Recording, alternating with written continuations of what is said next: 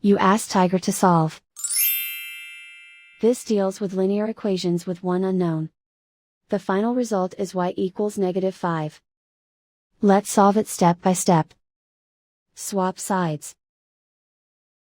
Group all constants on the right side of the equation. Subtract 10 from both sides. Simplify the arithmetic.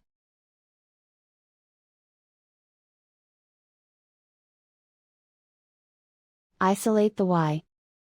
Divide both sides by -10. Cancel out the negatives. Simplify the fraction.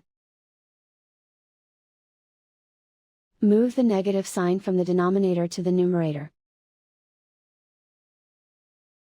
Find the greatest common factor of the numerator and denominator.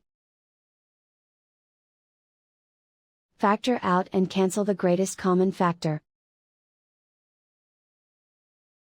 And so the final result is y equals -5.